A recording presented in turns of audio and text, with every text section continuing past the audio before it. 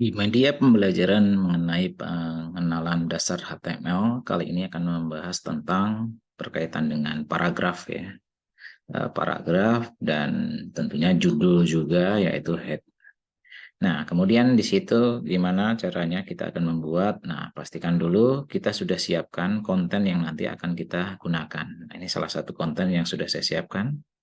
Saya mengambil konten itu ada di Wikipedia, yaitu mengenai HTML. Nah, mungkin nanti silakan disesuaikan konten yang akan dikerjakan pada saat di bagian paragraf. Nah, di sini ada 3 paragraf ya, 3 paragraf yang nanti akan kita gunakan, termasuk warna teksnya, kemudian pewarnaan penggunaan teksnya. Nah, style apa aja yang akan kita gunakan, nanti kita tinggal bahas di sini.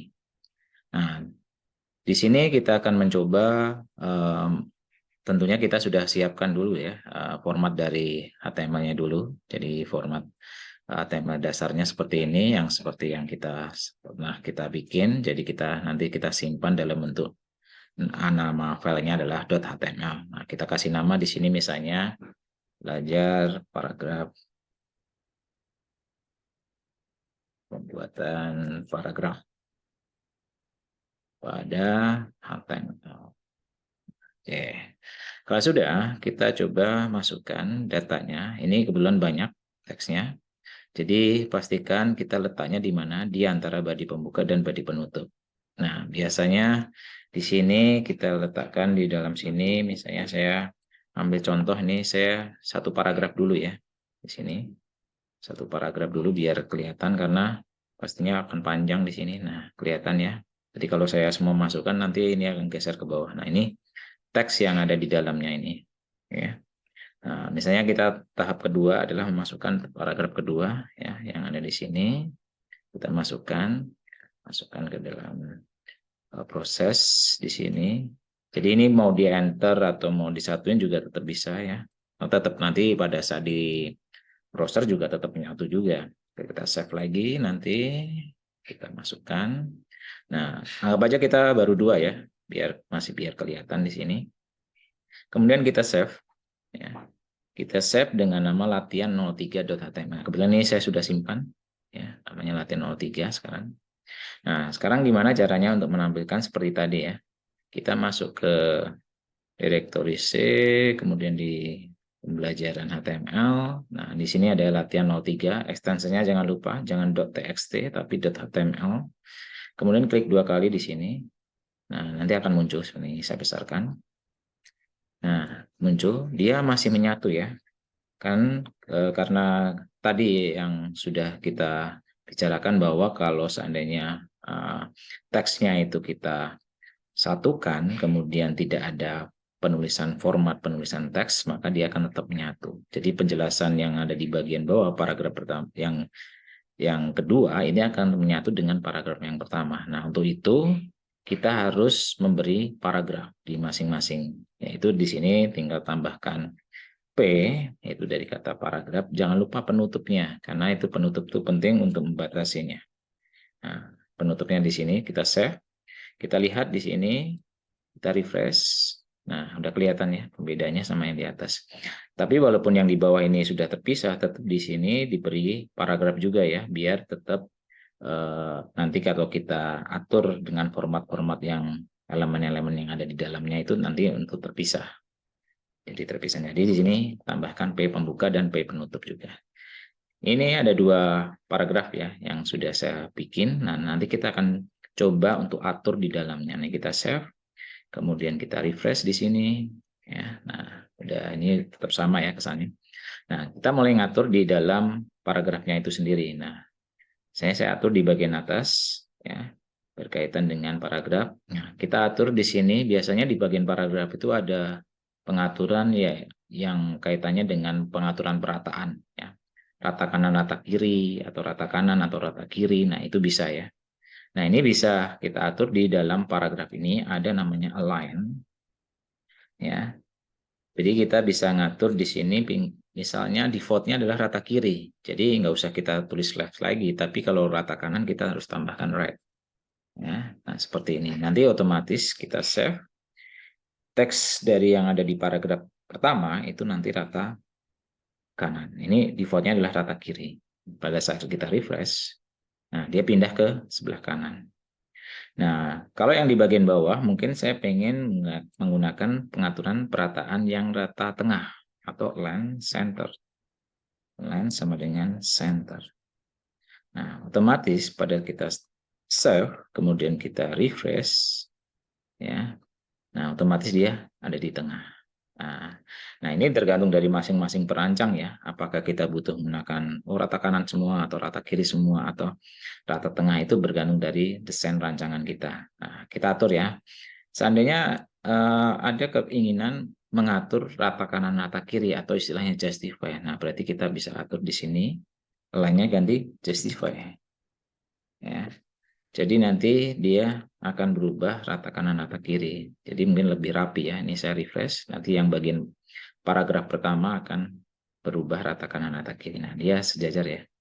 Ya, kayak gitu. Nah, jadi yang ada di align ini ya, khusus pengaturan ini sebenarnya ada 4. Defaultnya memang left, tapi tetap ada align left. Kemudian right kanan, kemudian center tengah, kemudian satu lagi justify, yaitu rata kanan rata kiri. Nah, ini bagian penulisan di bagian align, khusus bagian align. Nah, kita bisa atur semua. Misalnya saya pengen justify semua, ya udah justify. Oke, nah oke. Setelah save, kemudian kita refresh hasilnya. Jadi setiap kali kita refresh, nah otomatis berubah.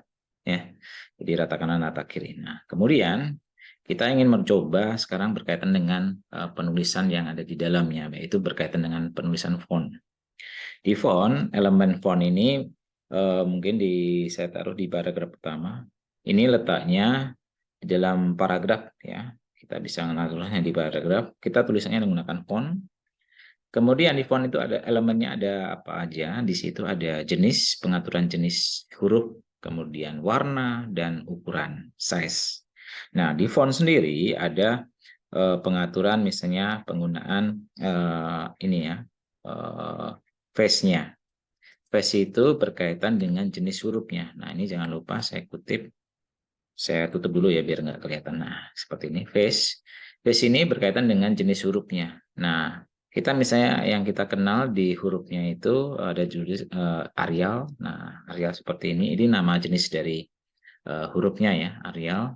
Nah, nanti pada saat save ya, tapi jangan lupa di sini font juga ada penutupnya. Nah, mungkin ini saya letakkan di dalam paragraf ya, pertama ya. Nah, berarti penutupnya di sini. Nah, kita tutup font penutup.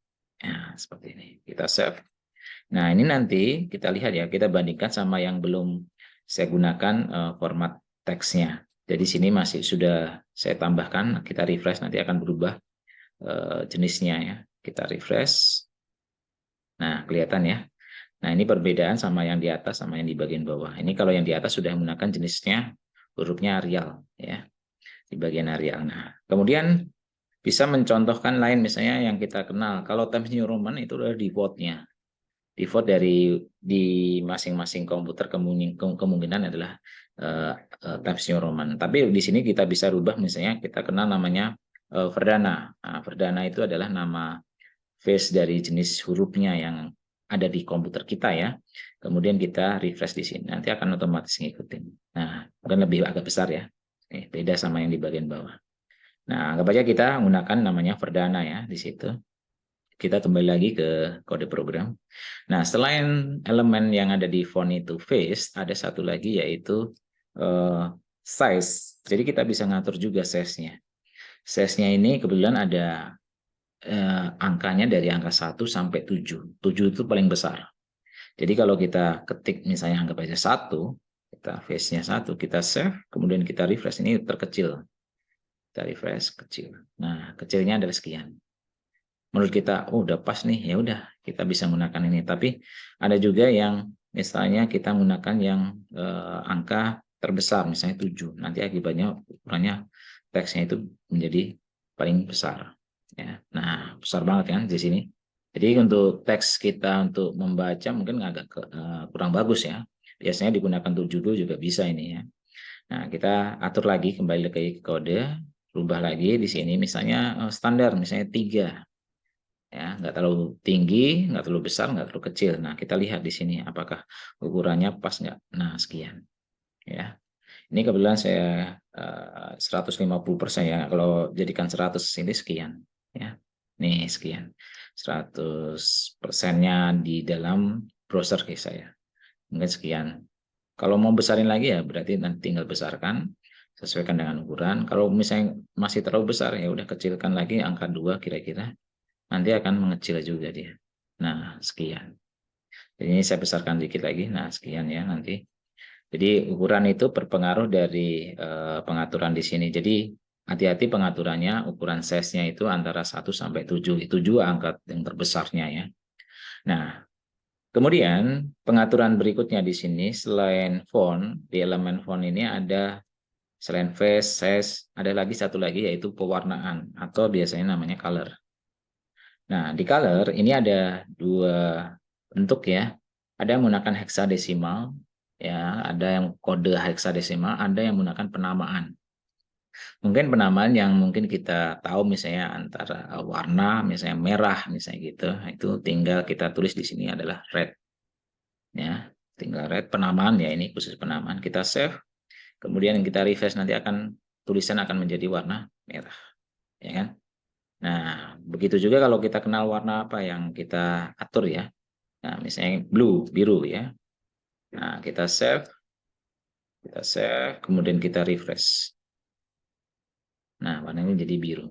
Nah, itu dia ya yang perlu kita pahami. Nah, kalau seandainya kita kurang ini, kita bisa menggunakan yang ada di internet kode warna. Nah, kode warna ini kebetulan di sini saya menggunakan Wikipedia ya. Di Wikipedia ini sudah ada warna kode warna. Nah, ini ada penamaannya, tapi jangan menggunakan bahasa Indonesia ya, mungkin pakai bahasa Inggris karena di situ nanti tidak berubah warnanya kalau pakai bahasa Indonesia. Nah, nanti di sini ada kode warna nih. Ini ada abu-abu nih. Ini heksadesimalnya nanti RGB. Nah, ini ada kode-kode warna menggunakan angka. Nah, ini bisa kita lihat warna yang kita inginkan warna apa. Misalnya di sini banyak. Nah, ada jenis di sini. Kita gunakan misalnya warna maron ya, merah tua di sini bisa kita copy aja. Nah, penulisannya seperti apa pada saat kita tampilkan di kode program. Nah, di kode program jangan lupa tambahkan pagar atau hashtag di sini, tambahkan baru ini, tapi jangan pakai spasi ya. Hilangkan spasi. Ini adalah kode warnanya yang tadi warna merah tua ya. Kita save, kita lihat hasilnya di sini di browser, kita refresh. Nah, ya merah tua ya, cuman nggak kelihatan seperti apa coklat. Itu dia ya yang bisa diatur penggunaan font, baik elemennya di dalam itu ada face, ada size, color. Masalah urutan, face-nya di belakang juga nggak masalah. Jadi tidak harus urutan pertama face, kemudian size, color. Jadi bisa aja dibolak-balik. Jadi itu tetap bisa menjalankan dari fungsi yang ada di bagian penulisan teks dan sebagainya. Nah, jadi ini yang berkaitan dengan penggunaan font. Nah, nanti tinggal kembangkan sama yang di bagian bawah ini. Tapi pastikan dulu semua sudah ada kontennya ya. Kontennya setidaknya teksnya sekarang itu mungkin jangan cuman sedikit. Kalau sedikit nanti akibatnya apa? Akibatnya kalau di browser ini kan mungkin normalnya ini kalau saya jadikan 100% itu ngecil seperti ini ya. Jadi kalau sedikit nanti kesannya cuma satu baris. Nah, biar lebih banyak ya, lebih kelihatan paragraf, pembagian paragraf pertama, kedua dan seterusnya, alangkah baik paragrafnya itu dibikin teksnya panjang. Jadi nanti akan kelihatan di situ ya.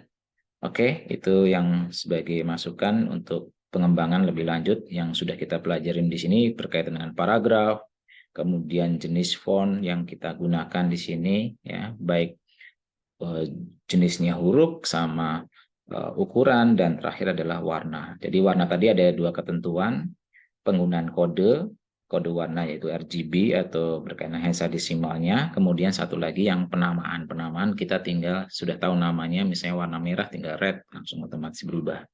Nah, itu pendesain dari tampilan itu silahkan dikembangkan dan tentunya fungsi-fungsi yang ada di sini sangat bermanfaat untuk pengembangan lebih lanjut. Oke, itu aja yang bisa saya sampaikan. Semoga materi yang saya berikan ini dapat bermanfaat dan terus tetap semangat dalam pembelajaran penggunaan HTML ini. Oke, terima kasih.